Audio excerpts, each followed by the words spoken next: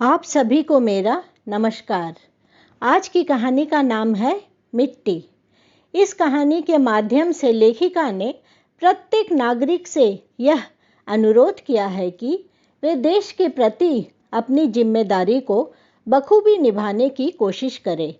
अगर मेरी कहानी आप सबको पसंद आए तो जरूर मेरे चैनल को लाइक तथा सब्सक्राइब करिए।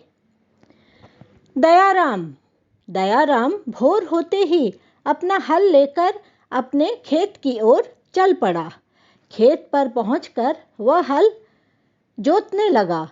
2-3 घंटे अपने खेत पर कड़ी मेहनत करने के बाद जलपान करने घर की ओर रवाना हुआ। चूंकि दयाराम का घर खेत के बगल में ही था। अगले ही क्षण वह घर पहुंचकर अपनी पत्नी शनिचरी को आवाज लगाते हुए कहा, सुनती हो शनिचरी, जल्दी से जलपान परोसो। आज गांव के सरपंच ने सभा बुलाई है। हम सब किसानों को न्योता भेजा है। सारे किसानों को बहुत जरूरी सूचनाएं तथा तथ्यों से अवगत कराया जाएगा। शनिचरी ठहरी ठेठ देहातन।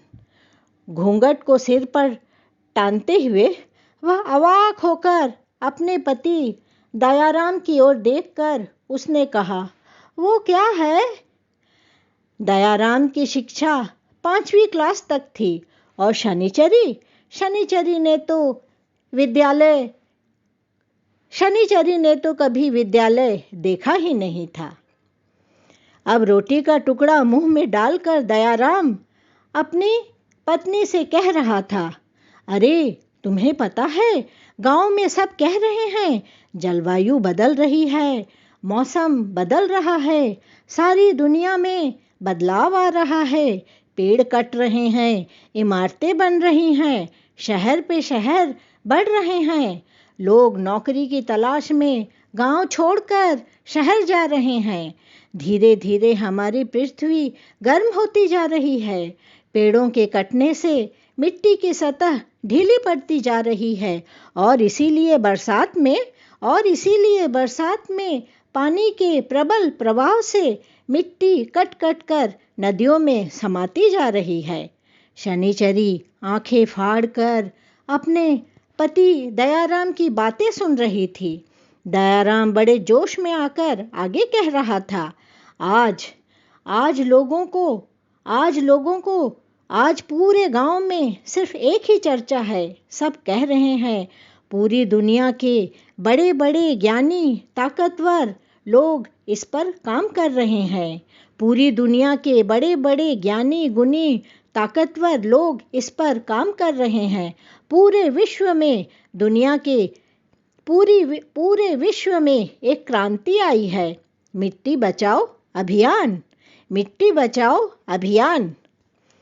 हमारे देश में एक बहुत ही बड़े संत महात्मा हैं जो इस मिट्टी बचाओ अभियान के कर्णधार हैं। वे पूरे विश्व में घूम घूम कर लोगों को सचेत तथा जागरूक कर रहे हैं। जिस प्रकार हमारे शरीर को पौष्टिकता की आवश्यकता होती है, वैसे ही मिट्टी को भी पौष्टिकता की जरूरत है। एक फसल के बाद मिट्टी की उर्वरा शक्ति कम हो जाती है। चूंकि जनसंख्या बढ़ रही है, लेकिन हमारे पास तो उतनी ही जमीन है। हमें नए तकनीक अपनाकर फसल दुगनी करनी पड़ेगी। इस संदर्भ में विश्व की बड़ी बड़ी कंपनियों में गवेषणा तथा अनुसंधान चल रहे हैं। पूरा विश्व कोशिश कर रहा है कि कैसे हम आने वाली पीढ़ी को एक सुंदर तथा स्वस्थ जीवन दे पाए।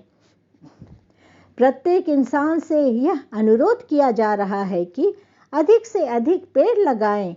एकमात्र पेड़ ही हमारी मिट्टी को पकड़ कर रख पाएगी।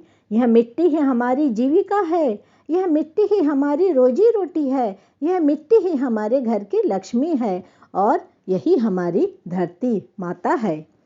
अब दयाराम अपने घर के पिछवाड़े से एक छोटे से आम के पौधे को हाथ में लेकर शनिचरी से कह रहा था, अब मैं जाकर अपने सरपंच को यह पौधा दूंगा तथा सभा में उपस्थित सारे लोगों से कहूँगा, आइए आज हम सब मिलकर एक प्रतिज्ञा करते हैं। किसी भी शादी, ब्याह, उत्सव, समारोह में हम एक दूसरे को उपहार स्वरूप भेंट में सिर्फ और सिर्फ पेड़ पौधे ही दें।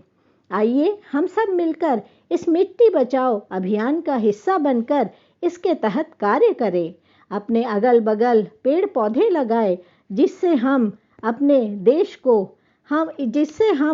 देश दुनिया को आने वाले दिनों में और भी हरा भरा खुशहाल बना सके।